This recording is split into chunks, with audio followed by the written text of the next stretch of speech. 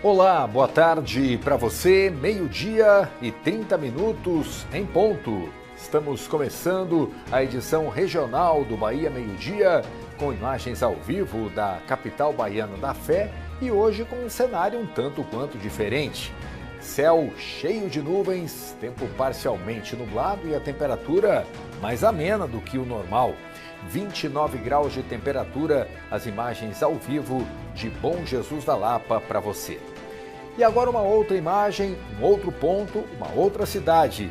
Barreiras, na rotatória que dá acesso à Avenida Benedita Silveira. Sol forte no centro da cidade, 29 graus também e o trânsito fluindo normalmente. Agora a câmera faz um movimento para você ver que o céu tem nuvens, mas o tempo está firme aqui na cidade. 12h e 31 minutos, o Bahia Meio Dia já está no ar. E hoje quem está por aqui ao vivo com a gente é a Aline Miranda. Ela vai contar detalhes de um acidente que aconteceu lá na BR-135 e deixou o tráfego lento, próximo à cidade de Formosa do Rio Preto. Aqui está então a Aline Miranda ao vivo para conversar conosco. Bem-vinda, Aline. Boa tarde para você. Boa tarde, Carlos, a você e a todos que nos acompanham aqui no Bahia Meio Dia. Pois é, Carlos, estamos falando ao vivo exatamente da BR-135, nesse trecho que dá acesso a algumas cidades aqui da região, como Formosa, Santa Rita, Riachão, justamente para falar sobre esse acidente que aconteceu na noite de ontem, em que uma carreta carregada de soja acabou pegando fogo, mas ainda continua parcialmente interditado o trânsito no trecho próximo à Formosa do Rio Preto. Já já eu volto trazendo os detalhes desse acidente, como aconteceu e como que a Polícia Rodoviária Federal, assim como também o Corpo de Bombeiros, precisaram agir para conter as chamas. Já já eu volto trazendo todos os detalhes. Carlos, eu volto com você. Ok, muito obrigado por enquanto, Aline. Já já a gente volta então a falar ao vivo contigo aí na 135. E olha, em Luiz Eduardo Magalhães, um gesto de coragem e de rapidez fez toda a diferença para salvar a vida de uma criança. Nós vamos contar esta linda história que envolveu um policial militar. Ele estava de folga em casa e salvou a vida de uma bebê de pouco mais de 1 ano. A criança estava engasgada e sem conseguir respirar. O militar aplicou uma manobra que aprendeu no curso de formação e conseguiu restabelecer a respiração da menina. Os detalhes daqui a pouquinho em Luiz Eduardo Magalhães, você vai saber de tudo. E mais, previsão do tempo, imagens ao vivo das cidades da região oeste e as informações desta manhã e de ontem também. Hoje é quarta-feira, 3 de setembro de 2025. Já estamos no ar com o Bahia Meio Dia, que volta já cheio de informações. 12h e 34. Não sai daí.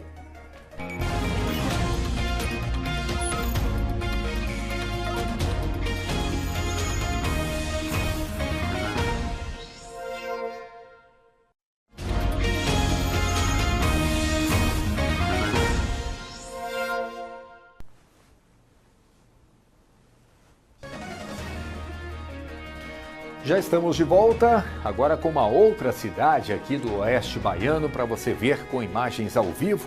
Estamos mostrando Ipotirama para você.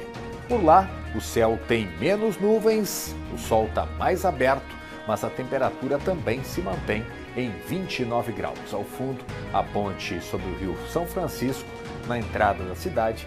Imagens ao vivo de Ipotirama neste comecinho do segundo bloco de hoje do Bahia Meio Dia. Gente, a Polícia Rodoviária Federal segue controlando o tráfego na BR-135, próximo à Formosa do Rio Preto, após um acidente que aconteceu na noite de ontem. A Aline Miranda hoje está ao vivo com a gente e traz as informações completas desse acidente. Ela fala comigo direto da BR-135, saída de Barreiras ali para quem vai para Riachão das Neves. Trânsito bem movimentado por aí como sempre, né, Aline? Boa tarde para você mais uma vez. Boa tarde novamente, Carlos, a você e a todos que nos acompanham. É exatamente pelo fato do trânsito ser tão movimentado aqui na BR-135 que é importante a gente fazer esse alerta, porque no trecho próximo à cidade de Formosa do Rio Preto, o tráfego continua parcialmente parado, ou seja, naquele esquema de pare e siga, segundo a Polícia Rodoviária Federal, porque a carreta que pegou fogo na noite de ontem ainda está no local aguardando ser retirada. A gente lembra que esse acidente aconteceu ontem à noite, por volta das 10 horas da noite, na BR-135, já próximo ao povoado de Malhadinha, que é município de Formosa do Rio Preto. Segundo as informações da PRF e também do Corpo de Bombeiros, o motorista dessa carreta percebeu as chamas e acabou conseguindo parar o veículo e separar o cavalinho trator da carreta com a ajuda de outros condutores que estavam passando pela rodovia.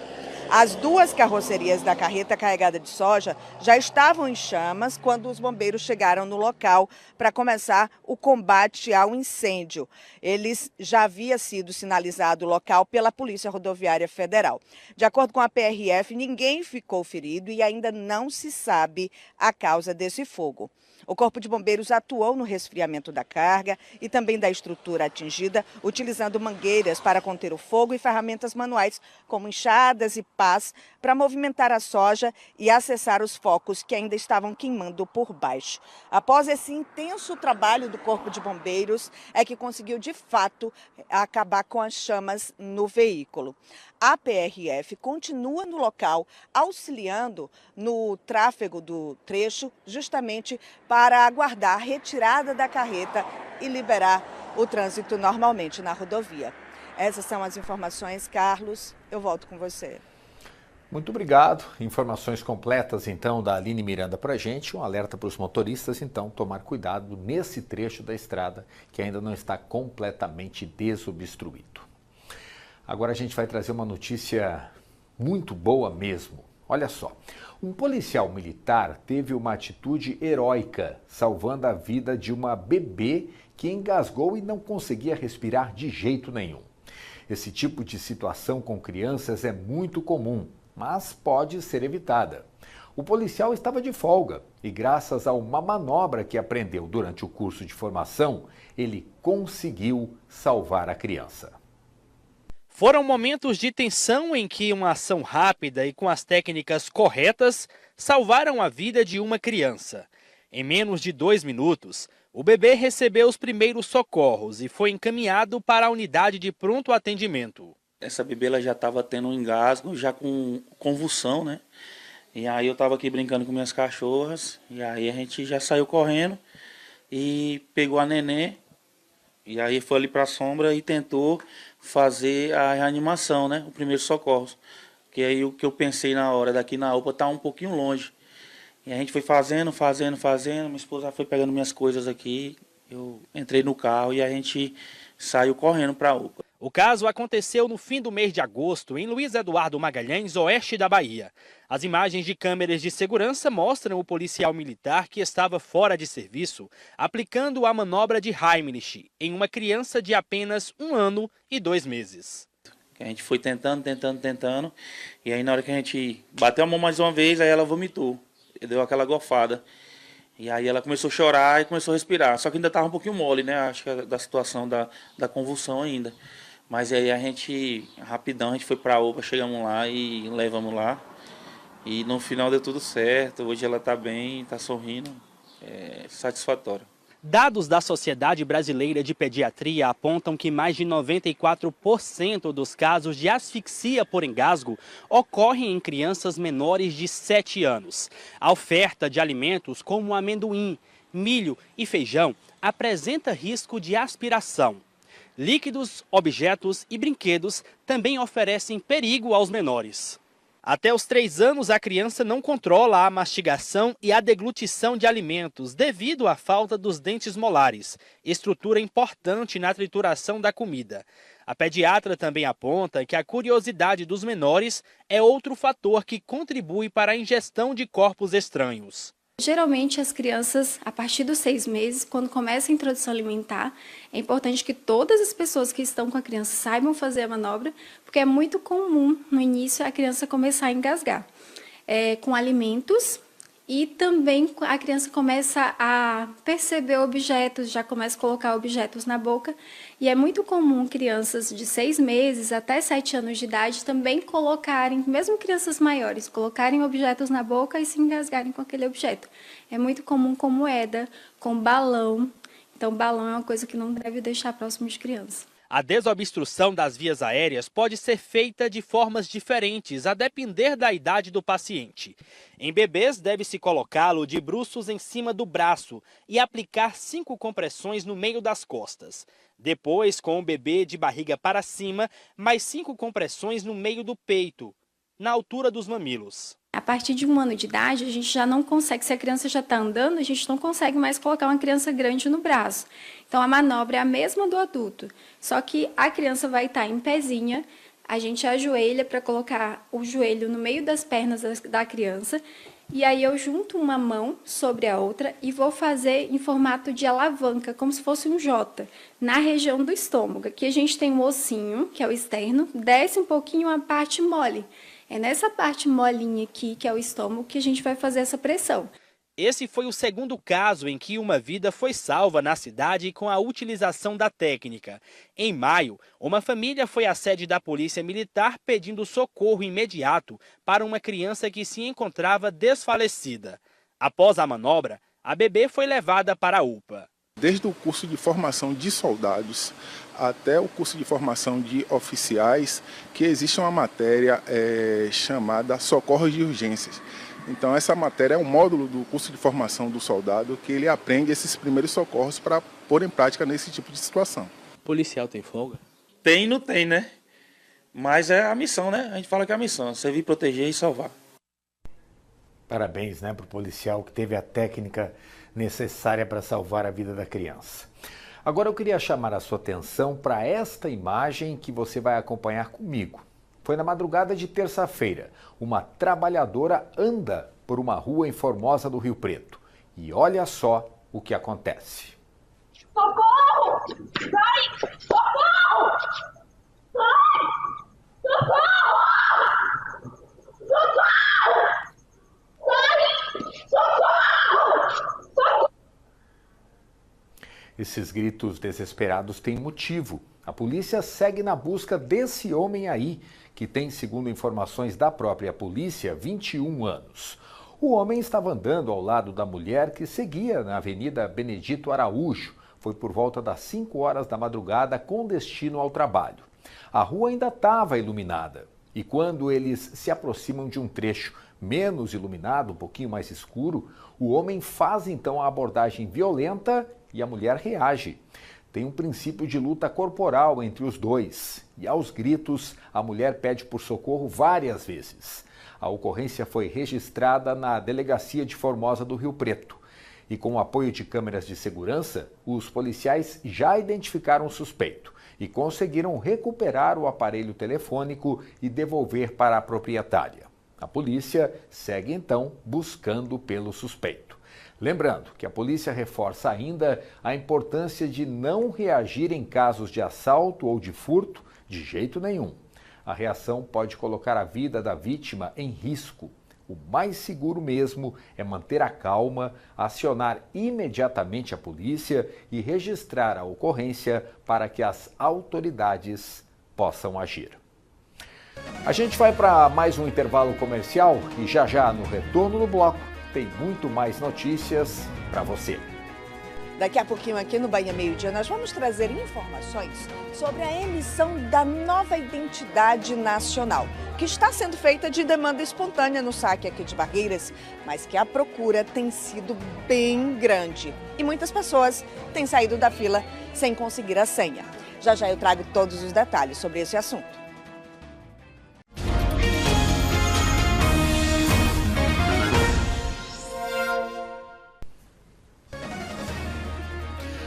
11 minutos para 1 da tarde, estamos voltando agora com imagens ao vivo do centro de Correntina. Lá o dia também está bem bonito, tem sol, algumas nuvens no céu, mas a temperatura está um pouquinho mais baixa, 1 grau em relação a Barreiras e Bom Jesus da Lapa. Correntina marcando agora termômetros 28 graus, meio-dia e 49, tudo tranquilo lá no Ranchão, no centro da cidade. O Saque de Barreiras já está atendendo pessoas que querem tirar a nova carteira de identidade nacional, assim, por ordem de chegada, sem a necessidade de fazer o agendamento prévio. Hoje, o movimento foi gigantesco. Para conseguir garantir uma senha, acredite, teve gente que chegou no saque às 2 horas da manhã, ali ao lado da estação rodoviária. A mudança no atendimento para a emissão da nova carteira de identidade nacional movimentou o posto do Saque de Barreiras logo nas primeiras horas do dia. Uma fila com cerca de 200 pessoas se formou bem cedinho. Mulher, eu já estou aqui desde segunda. Já vim segunda, vim ontem, estou vindo hoje de novo para fazer, mas eu nunca consegui não, porque eu não consigo agendar pelo aplicativo, o aplicativo não dá.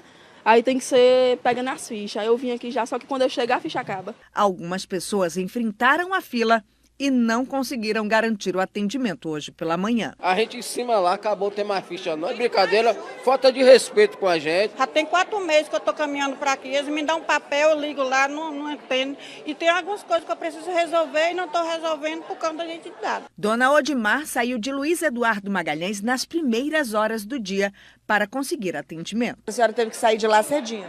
Isso, antes das 3 da manhã. Agora vai sair daqui já com tudo certo. Tudo certo, graças a Deus. Maiara já estava fazendo todos os procedimentos para tirar a nova carteira de identidade nacional. Mas para isso, também madrugou na fila. Que hora você chegou para conseguir a sua senha? 2 horas da manhã. Você é daqui de Barreiras? Sim. Uhum. E você acha que se não tivesse chegado nesse horário, teria conseguido? Não. Antes o serviço era feito apenas por agendamento no site ou aplicativo. Agora quem chega cedo também tem a chance de conseguir uma senha. Segundo a coordenação do saque, as senhas são distribuídas a partir de 6h45 da manhã para atendimento por ordem de chegada. Já no turno da tarde, permanece o sistema de agendamento pelo portal do saque ou pelo aplicativo. Nós tínhamos apenas o agendamento, então a gente vai criar esse novo tipo, 2 modalidades agora, para que a gente possa alcançar todos os cidadãos aqui da nossa região. Lembrando que esse atendimento por ordem de chegada não é mutirão, será assim de segunda a sexta-feira, com entrega das senhas sempre pela manhã. Isso é um plano piloto, que eu acredito que vai dar certo, né, onde o Estado criou essa segunda modalidade e não tem prazo para se encerrar. A gente acredita que vai ser algo que vai ficar. A nova carteira de identidade tem o CPF como um número único de identificação e vai substituir o antigo RG, que continua válido até fevereiro de 2032. A primeira via é gratuita para toda a população e pode ser emitida com a certidão de nascimento ou o estado civil atualizado. De acordo com a coordenação do saque aqui de Barreiras, por dia serão distribuídas cerca de 86 senhas para a emissão da carteira de identidade nacional. Mas lembramos para você aí de casa, que está com seu documento em dia, que deixe este primeiro momento para aquelas pessoas que estão com a identidade vencida, rasurada ou que precisam com urgência desse documento. Mas ao mesmo tempo em que muita gente madruga para garantir o documento, outras acabam deixando ele esquecido na unidade. Só aqui em Barreiras, muitas carteiras de identidade já foram emitidas e ainda aguardam a retirada dentro do prazo previsto. E segundo dados do Anuário Brasileiro da Segurança Pública, a Bahia registrou mais de 3.000 casos do crime de stalking ou perseguição em 2024. 30% a mais do que no ano anterior. Quem vai falar sobre esse tipo de crime é o Felipe Costa. Confira aí então na reportagem. Esther Galindo Costa foi presa em um condomínio da Avenida Paralela, em Salvador, e trazida para a Delegacia da Barra, onde o caso é investigado. Ela é acusada de perseguir um homem, colega de faculdade, que já tinha medida protetiva contra ela. Celulares e um computador foram apreendidos. A prisão faz parte da Operação Chase, que cumpriu mandados judiciais que têm como alvos suspeitos de praticar crimes de ameaça, difamação, injúria, descumprimento de medida protetiva, denunciação caluniosa e falsa identidade. A vítima chegou a ter deferida em seu favor medida protetiva, no sentido de impedir a continuidade dos crimes. Entretanto, a autora permaneceu nas mesmas práticas delituosas, o que culminou com a representação pela sua prisão preventiva. Esther foi autuada pelo crime de stalking, perseguição em inglês. A lei que pune esse tipo de conduta foi criada em 2021 e prevê de 6 meses a 2 anos de prisão, além de multa. Antes, as perseguições eram enquadradas em um artigo da Lei das Contravenções Penais e tinham uma pena bem menor, de 15 dias a 2 meses. A perseguição pode ser online ou não. O crime ocorre quando há ameaça à integridade física e psicológica da vítima. Algumas situações ajudam a entender o que o stalker, o perseguidor, causa. A pessoa tem medo de sair de casa, sente a necessidade de mudar a rotina, bloqueia perfis e números de telefone e sofre com tentativas de invasão dos dispositivos eletrônicos. A orientação é procurar a delegacia mais próxima ou acessar a delegacia eletrônica para fazer o registro do boletim de ocorrência. Para a polícia prosseguir com uma investigação, a vítima precisa fazer uma representação, que é dizer às autoridades que deseja que o agressor seja processado. Isso pode ser feito em até 6 meses, a partir do momento que se sabe quem é o autor do crime. Essa advogada especialista em direito digital dá mais alguns exemplos. É aquela situação de você estar num shopping e aquela pessoa que é desagradável para você se faz presente. Você entra num restaurante, não demora muito, aquela pessoa novamente se faz presente. Você vai para uma universidade, você vai para a escola, aquela pessoa está na porta da escola ou está um pouco afastado, mas está sempre te observando. Aquela pessoa que pratica esse tipo de ato, ela pratica o crime de stalking, que é o crime de perseguição. No ambiente virtual, o crime de stalking ele se dá frente às redes sociais. Então, como é que a gente consegue identificar que você está sendo stalkeado num ambiente online? Você faz uma publicação na sua rede social, aquela pessoa vai ali e faz um comentário. Compartilha tudo que você publica, curte tudo que você faz. Então, é uma forma que você tem de perceber que você está sendo stalkeado. As mulheres costumam ser mais vítimas desse tipo de crime. No ano passado, o Anuário Brasileiro de Segurança Pública registrou mais de 3.500 casos contra elas, aumento de 31% em relação a 2023. Quando o crime é cometido contra mulheres, idosos ou menores, a pena pode chegar a 3 anos. Em julho do ano passado, um personal trainer foi preso em Ilhéus, no sul da Bahia, suspeito de ameaçar e perseguir mulheres que conhecia em aplicativos de relacionamento. Em um dos casos, ele chegou a ameaçar a vítima de morte depois que ela rompeu o relacionamento. Já o advogado Paulo Roberto de Aguiar Valente Júnior, suspeito de perseguir, ameaçar e extorquir a ex-namorada, foi preso novamente em junho desse ano, por descumprir uma medida de monitoramento expedida pela Justiça da Bahia. A professora relatou que os crimes aconteceram nos meses de abril e maio de 2024, em Vitória da Conquista, sudoeste do estado. Ela contou que recebia ligações e mensagens de 11 números de celulares diferentes, com ameaças de morte. Tanto existem homens que não conseguem aceitar o fim do relacionamento, mas da mesma forma existem muitas mulheres que não aceitam e começa a perseguição e começa a criar aqueles ambientes constrangedores para aquela pessoa que não quer mais conviver e é um direito dela com o outro, né? 2 minutos para 1 da tarde, vamos para mais uma pausa rapidinho e a gente volta daqui a pouquinho com a previsão do tempo aqui no oeste do estado. 12h58, voltamos já.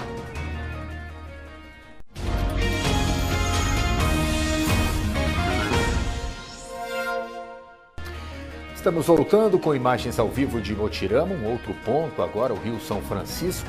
Calor nesse comecinho de tarde, só 30% de umidade relativa do ar.